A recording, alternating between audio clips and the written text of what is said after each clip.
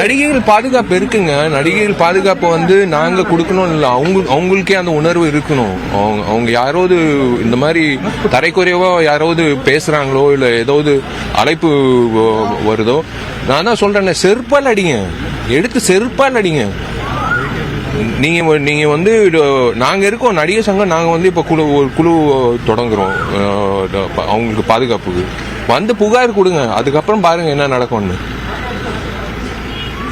இது நடக்கலன்னு நான் சொல்லல, ஆனா இது நடந்துச்சுன்னா ஒரே ஒரு விஷயம் தான், காலில் இருக்கிற செருப்பை எடுத்து செருப்பால் அடிங்க, அவ்வளவுதான். இல்லைங்க, வரட்டோங்க. இந்த நம்ம எப்படி யூகிக்க முடியும்? அது அந்த மாதிரி ஒரு விஷயம் வந்துச்சுன்னா இது வந்து டெஃபினட்டா அதுக்கான நடவடிக்கை எடுக்கப்படும். யார் தப்பு பண்ணாலும் அதுக்கு தண்டனை கண்டிப்பா சந்திக்கணும்ல. ஈஸியா வந்து எஸ்கேப் ஆக முடியாது. ஒரு வருஷம் எஸ்கேப் ஆகலாம், 2 வருஷம் எஸ்கேப் ஆகலாம். ஆனா நீங்க வந்து தொடர்ந்து நீங்க ஏதாவது அந்த மாதிரி ஈடுபட்டீங்கன்னா கண்டிப்பா அவங்க வந்து உங்களுக்கு தண்டனை உண்டு. அது கண்டிப்பா அது உண்டு. கேரளால ஹேமா கமிட்டி மாதிரி தமிழ்நாட்டிலையும் ஏதாவது கமிட்டி ஏதாவது ஃபார்ம் இருக்கு, ஃபார்ம் பண்றோம். இன்னும் 2-3 டேஸ்ல அறிவிப்பு வந்துடும். 10 பேர் குழுவோட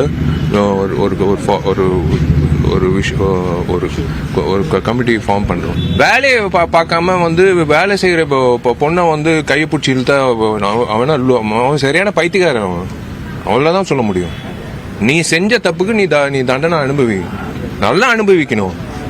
திடீர்னு 4 நாள்ல வந்து மறுபடியும் ஆன்டிசிபேட்டரி பெயில் வாங்கிட்டு வெளில வருது, அதெல்லாம் நடக்கக்கூடாது.